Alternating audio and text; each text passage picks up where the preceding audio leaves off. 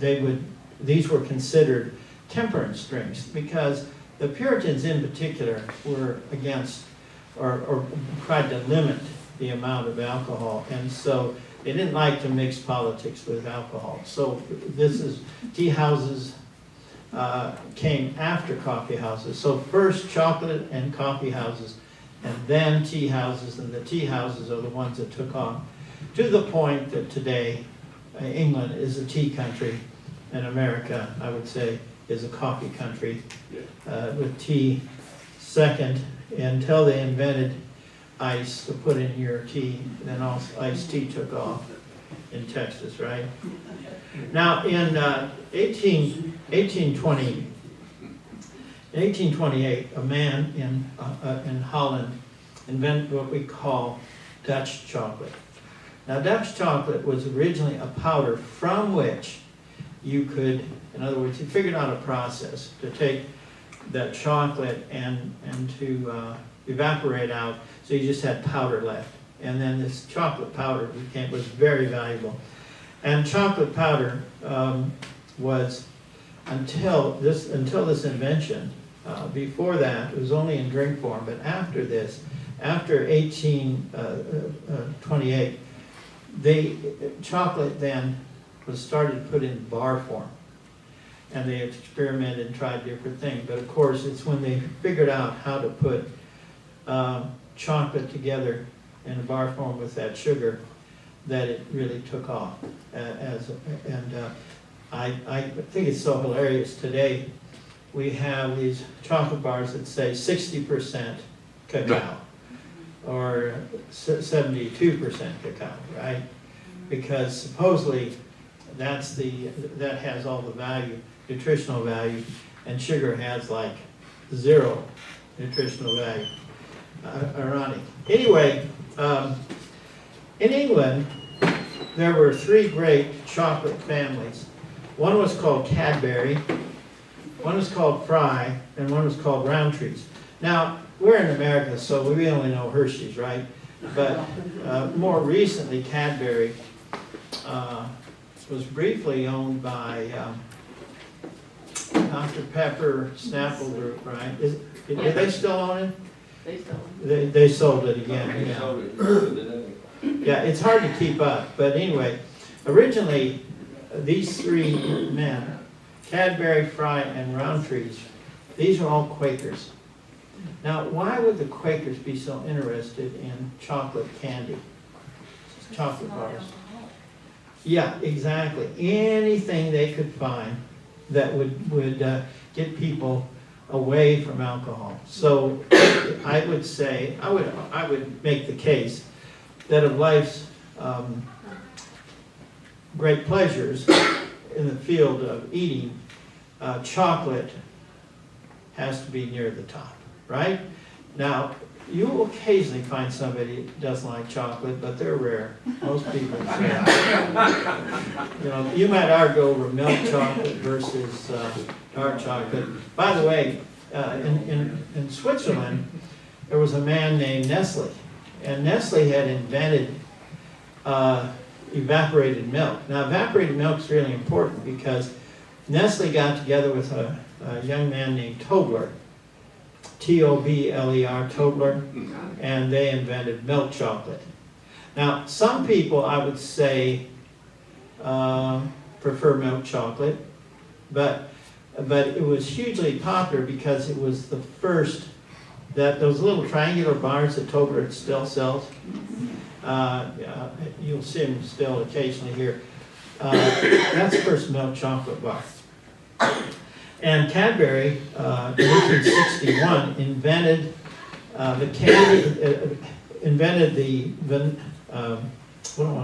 Valentine's Day box, the heart, and then put in various kinds of chocolate candy in it. And so anyway, what happened then? A man named Lindt, L-E-N-D-T. We have Lindt candy here, also popular chocolate in America.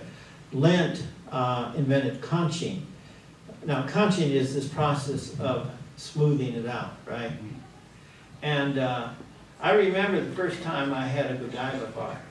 Have you ever heard of Godiva? I had my first Godiva bar, and you know, I grew up on Hershey's like you all did, right? So I have a Godiva bar, and I'm just struggling. This seems so something smooth or something, you know. And it didn't have any bitterness, right? Well, the reason the Americans are very used to having this little just touch of bitter taste is because of a man named Milton Hershey. Now, Milton Hershey was also very devout in his religious tradition, which were Mennonite, and they also were trying to find food that would take people, that would substitute in some way for alcohol. So Hershey invented in the 1900s, early 1900s, he invented the Hershey bar, and then very, very early on, one of his new products was called Hershey's Kisses. It goes all the way back to 1907. Now Hershey, of course, took a little town in Pennsylvania called Derry, and there he built his great factory. And ultimately became the greatest factory town in America. It was, of course, name changed to Hershey, and Hershey provided all these services to the people. So you have Hershey Park, Hershey Hotel, Hershey Bank, Hershey Library. Everything's Hershey in Hershey, Pennsylvania. All the streets are named, you know, after chocolate. Hershey had to have cane sugar, though. Now, he learned this from Henry Ford. Now, Henry Ford, of course, had this idea that the company should produce all the products. So Ford would buy up a forest and then get the wood he needed, or buy up a coal mine, or buy up iron ore. And in other words, the company, well, Hershey wanted to do this, so he created a huge plantation for sugar cane in Cuba, and then built a railroad to the port. What's interesting, one of the best railroads running today in Cuba is Hershey's Railroad. Again, another irony. Well, anyway, Hershey was taken, when Hershey died, was taken over by a man named Murray. And Murray's son was in business with a guy named Forrest Mars. And Forrest Mars and Murray cooked up a new chocolate product known as M&M, which stands for Mars and Murray. And so for the first 50 years of M&Ms, it was always made with Hershey chocolate. Now, of course, they're kind of enemies. Forrest Mars is the same guy that I mentioned, I think, last week, that created Uncle Ben's converted rice, and it was a huge product for Mars. And by the way, privately owned, nobody knows what goes on inside the Hershey plant. One other famous chocolate provider in America is Whitman. And the Whitman sampler came out in 1912, and you can still go down to the store this morning and buy a Whitman sampler. So it's been very successful. Time's up. Disturb just a moment. Mm-hmm. If there's someone that has a Cadillac Escalade gray SUV, we need you to move it. Thank you. Nobody here. And by the electronic sign, it's blocking us. Okay. Well, I know you're would like perhaps hear more about chocolate, but our Carolyn has given me the blinking eyes, and then she moves out over here, and then she pulls out the hook, and I'm gone. So I want to leave a minute. I just thought you and Caroline had something going on together. Yeah, wouldn't that be nice? Yeah. So anyway, anything on sugar or chocolate you want to comment on, or anything you'd like to ask about? Yes, ma'am. I just want to ask the question, you know, when chocolate was first popular in Spain or whatever, they Yeah. were drinking it, were they drinking it with sugar, or how was it? Yeah, well, exactly. So chocolate has had this kind of history of how much chocolate in the beginning, how much sugar in the chocolate, and so there's all kinds of experiments. But if you had the chocolate milk, for example, if you like chocolate milk today, it's very made differently than the chocolate drink was back then. For one thing, they kept all the cocoa butter in. Cocoa butter is what's valuable, and they kept all the cocoa butter in and all this. And so it's a very, very potent drink, right? But if you've ever had straight chocolate, you call it bitter chocolate, it's pretty bad. It's always been the question of how can you have just enough sugar that it'll be palatable, but not overwhelm it with sugar. And I would say chocolate lost. I would say sugar overwhelms without question in that candy and probably every candy. And not even, I went the other day, this is true, I went the other day and tried to find, I like puffed wheat and puffed rice and that kind of thing. I tried to find one that isn't coated with sugar. You can. Right. You can. Yes, sir. There's seemingly some discussion in health circles Yes. that chocolate is to a degree healthy for us. Yeah, And seemingly the darker it is, the 70 to That's 80 right. to 90%, right. is it healthy? And is the 70, 80, 90% more healthy than the less percent? I'm gonna refer that question to my dear friend Jimmy Lankow. Would you, Yeah, anything over 70% that's pure cacao is super healthy for your heart. Super, and it's also great for your brain. Normally things that are really good for your heart are going to be really good for your brain because they're so connected. But you don't want the sugar in it because sugar is pure poison. And Paul loves stories, and two great Hollywood icons knew this and would not allow it. Now, Joan Crawford was on the board of Pepsi, but she would not allow Pepsi in her house. Yet she's on the board. Nor would she allow sugar in her house. And same way with Gloria Swanson. Gloria Swanson said, this is pure poison. It would try to tell people you can't be eating poison. So back to the idea of pure cacao. If you buy cacao powder, matter of fact, Dr. Stephen Gundry, great cardiologist, has a product called Heart Defense, and it's made with pure cacao powder. And so you could buy pure cacao powder up at Natural Grocers. It comes in a bag, and you can get the idea of what the and you can add hot water to it, or you can put it in your coffee, and you'll taste it gets really, really thick. Now, it's not sweet at all; it's bitter.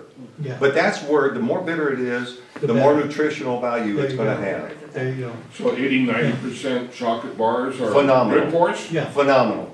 Phenomenal. Now, just be careful. Look Be at the careful. content. Is it, look at the sugar content in it, because that negates all the good part of it. Yeah. So now you can also buy something called cacao nibs. Yeah, that's what I. And cacao nibs are bitter, but you can put them in different products, and you can mix it in other things, or you could even chew on them a little bit, and they're a good little snack, but they're highly, highly nutritious. Cacao what? Cacao nibs, N-I-B-S. And IPS, okay. And you can buy that up at Natural Grocers or at Whole Foods as well, cacao nibs.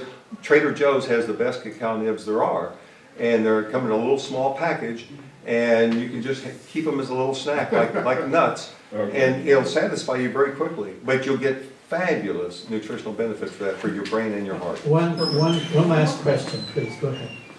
And this builds on what he said. There are a couple of very, very fine craft chocolate bars that are 100%. At 100%. Whole Foods has one, and I believe Natural Grocery has. And they have little cacao nibs ground up in them to give them a little crunch. Wow. And it's only cocoa butter and pure chocolate, no sugar. Because I'm a sugar free. Right. I'm not up there with Crawford and Swanson because Right. I don't do sugar at all. But these are fabulous things, and it just takes Yeah. one or two, little squares of it. Well, you're right, the sugar is poison, to quote Jimmy, and refined sugar is the worst form of it, but how in the world, yeah, Mike? You mentioned that sugar is 8 times more addictive than cocaine. Ah, yes, and I believe that. Yeah, did you hear that? Sugar is 8 times more addictive than cocaine. Now, by the way, do you know what salt, how addictive is salt? Is it, I don't know. It's very addictive, but probably not that much, right? In relation to cocaine, I don't know. Yeah, yeah, exactly. Salt will help you get off on Okay, sugar. one more addiction. question. Well, okay, quick. I just wanted to say that what really helped me to understand about sugar was the book entitled Sugar Blues, Yes. bestseller William Duffy. Very And fantastic. he gets into that information. Yeah. So if you want to know about the sugar, its history, and Well, absolutely. the plagues Mike, that followed it. do you want to follow up with that? You want to say a word about this book? Oh. Your time's up. That's right. You can't get started on it. Well, the Langhoffs have just finished reading. Don't look it up. I'll tell you, Find it. this book, Find as you it. said, is absolutely fantastic. Came out in 1976, It's still in print. 75. Don't print. But there's another one also that is a great researcher by Nancy Appleton. She was out there harping against sugar before Robert Lustig, or before it became popular. She has a book called Suicide by Sugar.